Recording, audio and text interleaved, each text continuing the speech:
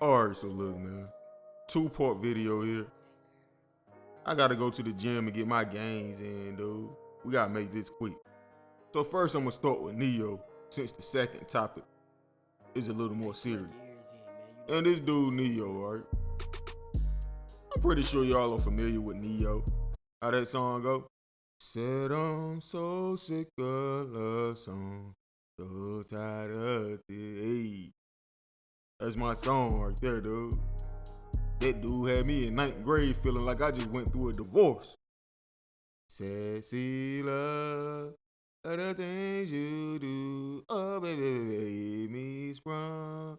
Keeps me running back to you. Well, that's my dude right there now. Neyo put me on the remix, bro. What's that song he wrote for Mario?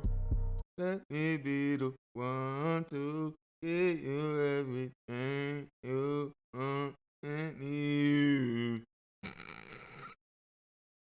Neyo had all the hits, dude.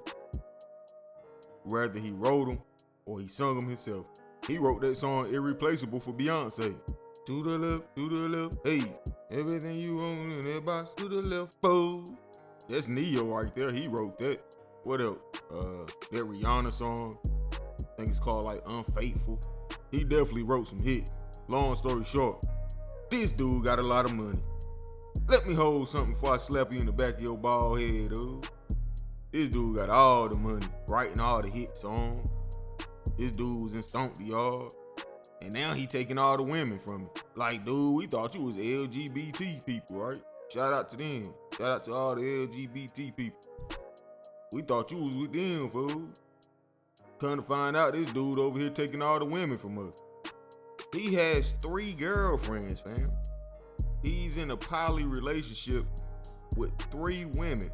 The things the money make these women do. I gotta get me some money, dude.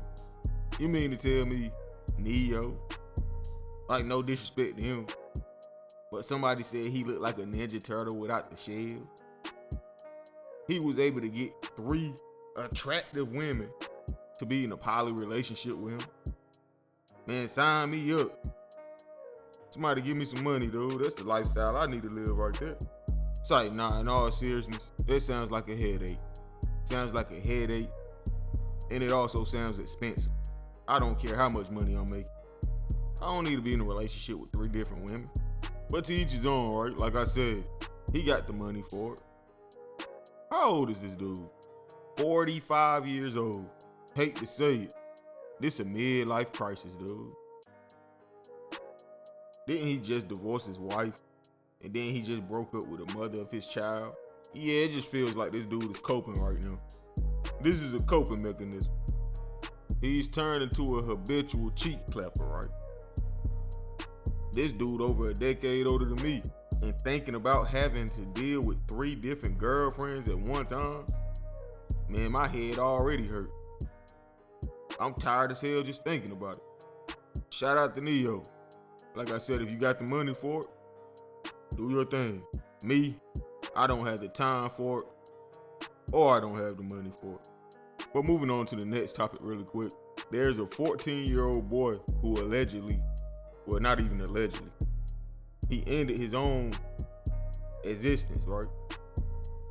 After falling in love. Now, he didn't fall in love with just anybody, right? Girl, I gotta watch my back.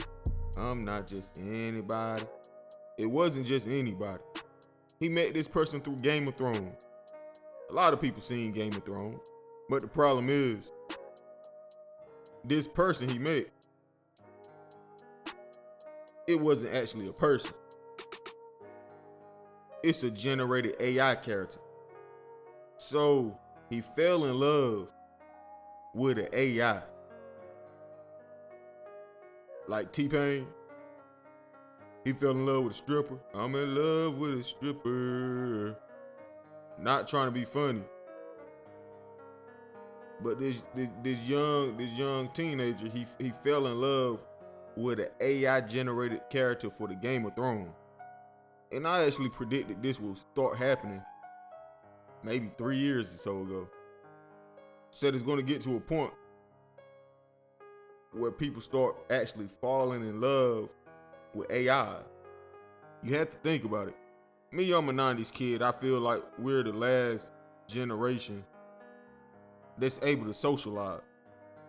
Everybody born after the 90s, well, actually, I would say around 2000, anything after 2000, basically. They don't know how to converse with people, fam. Everything is through computers, through cell phones, social media. They got everything to say via text message or via social media. But when you meet people, when you meet them in person, they got anxiety, socially awkward, don't know how to approach the opposite sex. Face-to-face communication has died down a lot. They're still interacting with each other, but again, it's via social media, and that's not natural. And if you are from the 90s, we was right there before cell phones was really popping. And the cell phones we did have, man, we was getting stuff like razors. We weren't able to download Facebook and all of this stuff, dude. So we still was somewhat a in-person generation. We stuck in the middle. We understand the older form of communication as well as the newer form of communication. We understand life before social media and life with social media. These other kids born after like 2000, they socially awkward, lonely as hell, and I feel like this is going to become the new normal. Not only kids, but people in general are going to start being in relationship with AI-generated people. And it's just sad, dude. I want to read this article for you guys before I let you go. Via the New York Post. A 14-year-old Florida boy ended himself after a lifelike Game of Thrones chatbot he'd been messaging for months on an artificial intelligence app sent him an eerie message telling him to come home to her. A lawsuit was filed by his grief-stricken mother, Sewell Setzer III, committed you know what at his Orlando home in February after becoming obsessed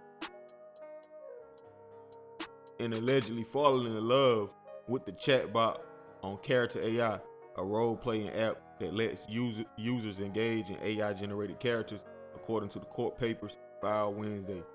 The ninth grader has been relentlessly engaging with the bot Danny several months prior to his death, including several chats that were sexually charged in nature and others where he expressed thoughts of ending himself.